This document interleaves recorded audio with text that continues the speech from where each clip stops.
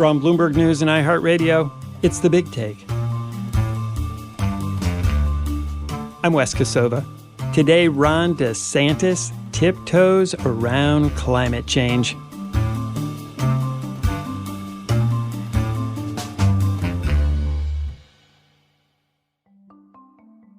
Florida is one of the U.S. states hardest hit by climate change. Heat, hurricanes, coastal flooding are all getting worse there. And the state's governor and probable Republican presidential candidate Ron DeSantis has taken steps to fight the damage humans have done to the state's environment, up to a point. He's pledged billions to clean up and restore Florida's Everglades, which among other benefits will help lower the state's carbon footprint and potentially combat some of the effects of global warming. But you'll never hear Ron DeSantis boasting about that part of it. People, when they start talking about things like global warming, they typically use that as a pretext to do a bunch of left-wing things that they would want to do anyways. We're not doing any left-wing stuff. What we're doing, though, is just reacting to the fact that we're a flood-prone state. As a Republican looking to lure away Donald Trump's voters with promises to attack woke policies, he opposes restrictions on fossil fuels and often plays down the environmental benefits of his own policies. Ron DeSantis uses certain ways of communicating what he's doing that don't run afoul of what Republicans really don't like to talk about, which is climate change. That's national reporter Michael Smith in Miami. He's written a new story for Bloomberg Green about the delicate line DeSantis is walking between protecting Florida's natural resources and alienating Republican primary voters he hopes will carry him to the White House. DeSantis has been quite vocal, and he's also delivered quite a bit of money from the federal government and from the state government to preserve the Everglades. There's a massive federal project to basically refill the swamp, ironically enough, because it's a critical thing that needs to be done to combat all these problems that South Florida has with water, and also all these problems that are related to climate change. And this started when he first became governor 5 years ago, and now he's into his second term. He's sort of doubled down on that. And this is really important because it basically fixes a lot of things that were broken in the creation of what is the Florida we know today. Over a century ago, in order to build Miami, Palm Beach, all these cities in southern Florida, you had to deal with the Everglades because the Everglades went from the middle of Florida all the way down to the ocean. And of course, that means all the land where we are now living and working in South Florida was a swamp. And so to make way for all this development of what is now a megaplex of about 9 million people, they had to basically drain the swamp and build all these waterworks so that the water that was going south went west and east through all these canals and stuff. And that created all the land that we now call Miami. And so that has been tremendously harmful to the environment, and we're paying the price for that now with a climate change added. So the only way to fix that, to reverse the damage caused by humans inhabiting Florida, is to restore the traditional and natural flow of water across the Everglades again. And to do that, you have to eliminate roads that are blocking the water flow across this giant river of grass, and also building this mega reservoir the size of Manhattan, which will basically hold water that has been polluted for decades by sugar farming and other farming activities in the Everglades, and release that water slowly across marshes that cover even more territory that are filled with plants that actually clean the water and get all the contaminants out of it so that it can be released and just flow naturally and flow into the aquifers and restore our drinking water in southern Florida and restore the natural beauty of the Everglades. So these are all things that he has advocated for and has gotten more money and more funding and more support than basically any governor in the past in Florida, Republican or Democrat. And that's really made a lot of environmentalists happy.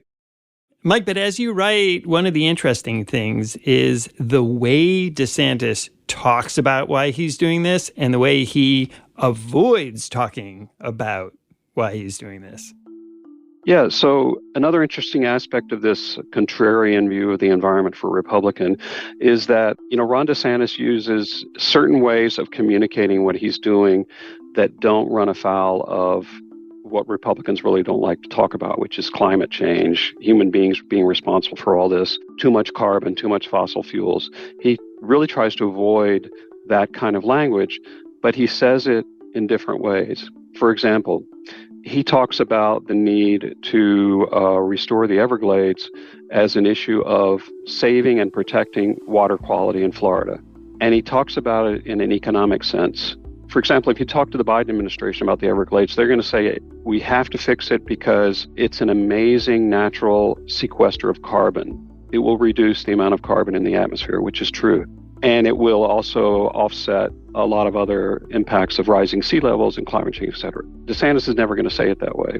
What he says is Florida's economy is utterly dependent on tourism and real estate. And nobody wants to pay a lot of money for real estate if your beach is covered with algae and red tide and horrible things like that, or flooded. And no tourists want to come to Florida if you don't have a nice beach and nice water and nice marshes if you want to go fishing, et cetera. So he frames the whole debate in that sense.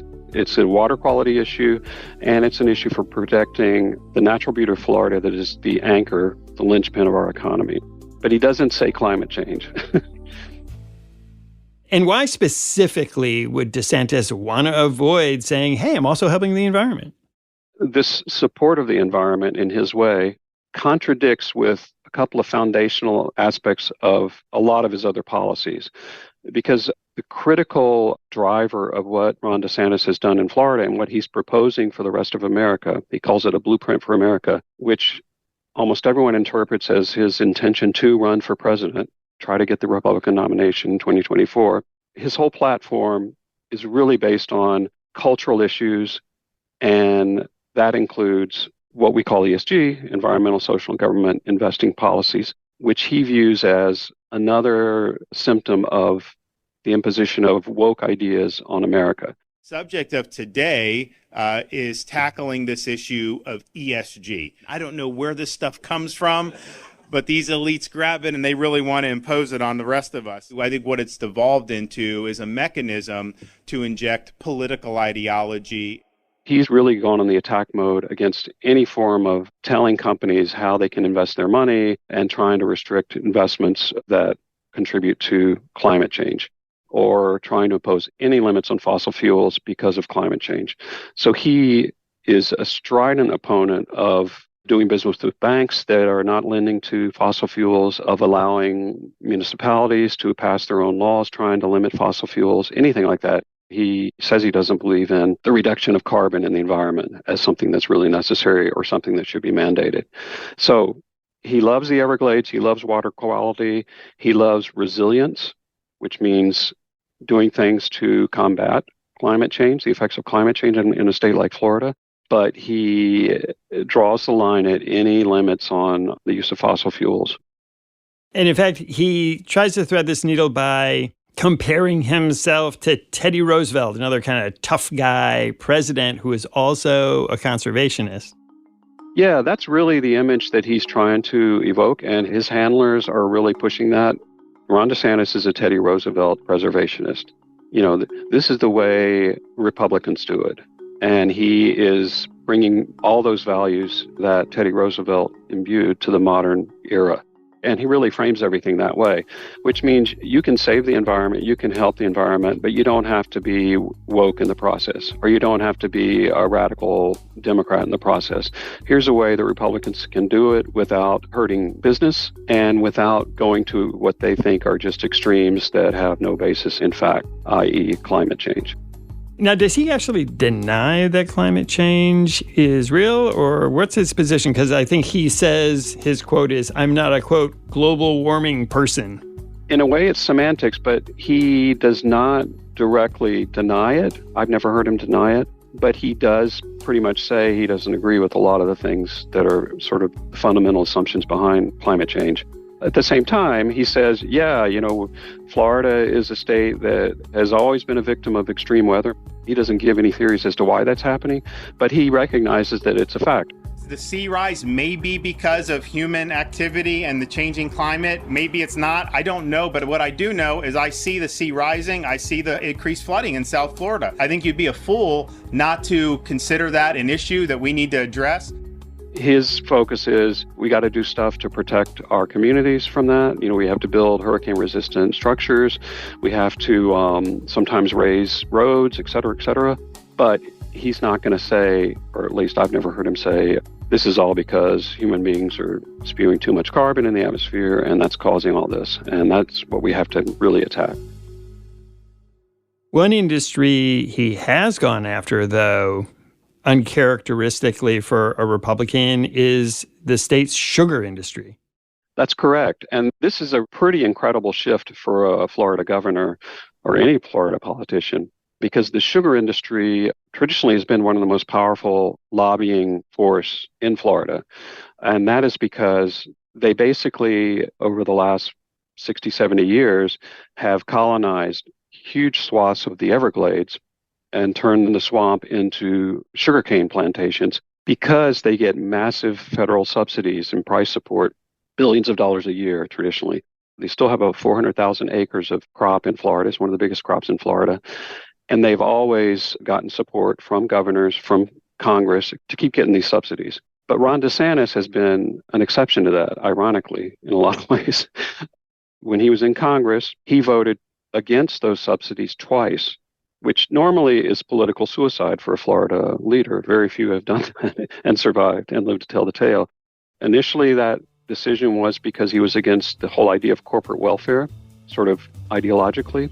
But as governor, he sort of doubled down because when he ran for governor, the sugar companies gave massive funding to his opponent in the primary in 2018 to try to beat him. And he ended up winning, and since then he's not been a friend of sugar. More with Mike Smith after the break.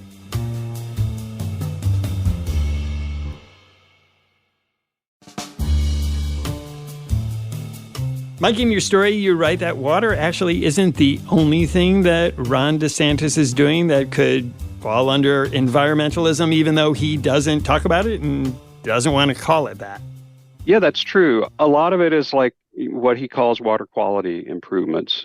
In his first term, he says he came up with $1.6 billion worth of funding for water quality improvements.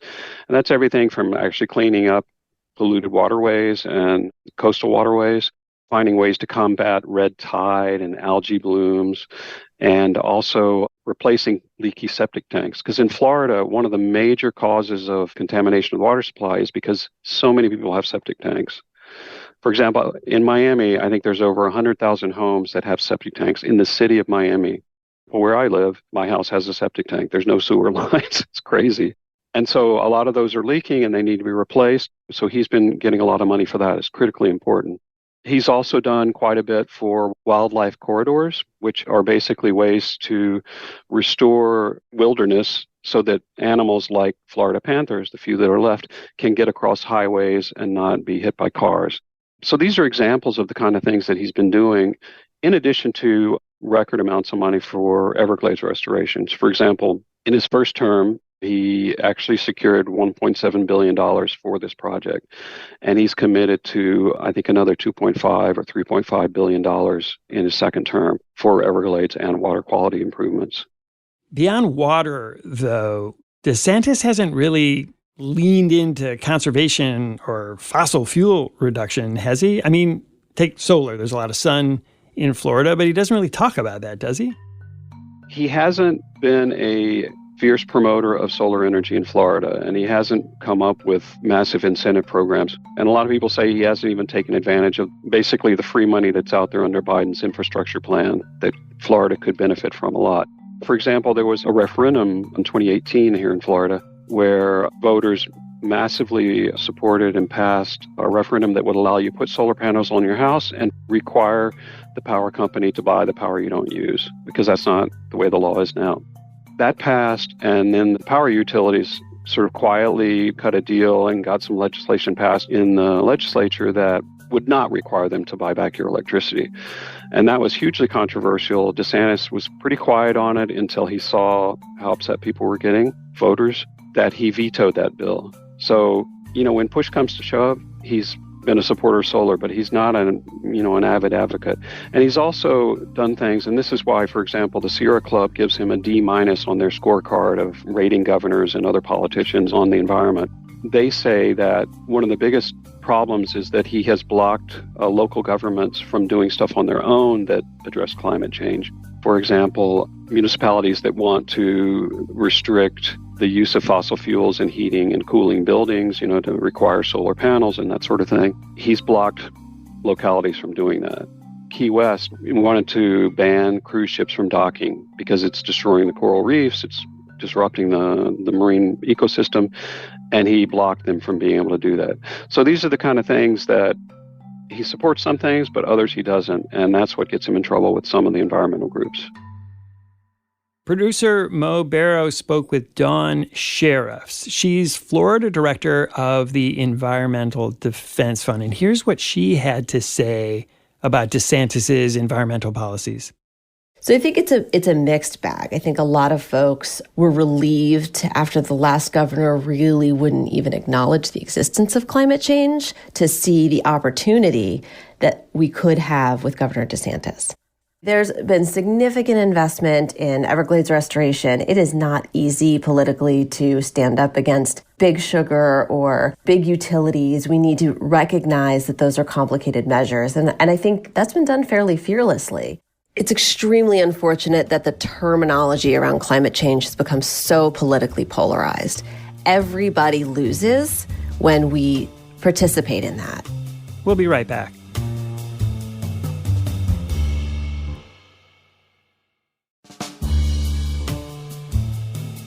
Mike, has DeSantis himself taken any heat from other Republicans for being at least a little bit, woke on the environment? Yeah, interestingly enough, he, at least that I've heard of, I really haven't seen any other Republicans complaining about what he's doing. I think because he's been very effective at maintaining that delicate balance. I'm an environmentalist like Teddy Roosevelt, but I'm not a climate change lackey. I'm not going to fall for that woke view of we humans are the cause of it because we like to, drive in cars that run on gasoline. But you write in your story, he's been very effective at actually raising a lot of money from people you wouldn't expect to give money to Ron DeSantis. That's correct. We looked at his campaign contribution records since he became governor, and we were able to identify $3 million in contributions just from people who were members of a couple of environmental groups in Florida, mainly the Everglades Foundation. These are people who care deeply about the environment. It's like their main issue. It is their number one issue for evaluating a politician and deciding whether to give money. And I spoke with a couple, for example, hedge fund investor Paul Tudor Jones, and he told me, this is my issue, Everglades, and that's why I'm supporting Ron DeSantis. And it's quite interesting because the governor's fundraisers tell me that this is actually a way they've been able to capture monetary and political support from moderate Republicans who do care deeply about the environment and are searching for a Republican who they can feel comfortable about supporting for the environmental policy. So DeSantis, so far, it's been quite effective. And if he does run for president, this will be another way that he can raise money and garner support maybe from voters that might not otherwise support her. This could be the issue that brings him over to his side. This money that he's raised on his environmental record is really planting the seed, if you will, for a funding push he would need to do to run for president. It was very successful during his reelection campaign for governor. Like, it was a national flow of money that was anchored by environmental policy in a way that was a pretty important litmus test as to whether that kind of strategy would work on a national level. The effectiveness of the limited amount of environmental fundraising, if you will, that he did in his reelection for governor tells the fundraisers that there's a lot more potential if you broaden it out to a national campaign. Mike, you've been watching DeSantis and his rise in national Republican politics. Do you think this is a winning formula for him, especially among Trump primary voters? Governor DeSantis is walking a risky and fine line, in a way, when it comes to the environment. He has to be extremely careful that he doesn't come off as sort of a Democrat climate change advocate and believer and enemy of big oil people who don't agree with ESG investment strategies. But at the same time, he has to make people in Florida happy and do whatever he can to keep the state from becoming hideously polluted by algae or red tide, all these things, or to see the quality of water go down drastically and really have a crisis to deal with, which are all things that are being exacerbated by climate change. But it's hard for him to say that while not upsetting the rest of his base. Mike Smith, thanks so much for coming on the show. My pleasure. Thanks for listening to us here at The Big Take. It's a daily podcast from Bloomberg and iHeartRadio. For more shows from iHeartRadio, visit the iHeartRadio app, Apple Podcasts, or wherever you listen. And we'd love to hear from you. Email us questions or comments to bigtake@bloomberg.net. The supervising producer of The Big Take is Vicky Vergolina. Our senior producer is Catherine Fink. Our producers are Mo Barrow and Michael Falero. Raphael Amsili is our engineer. Our original music was composed by Leo Sidran. I'm Wes Kosova. We'll be back tomorrow with another Big Take.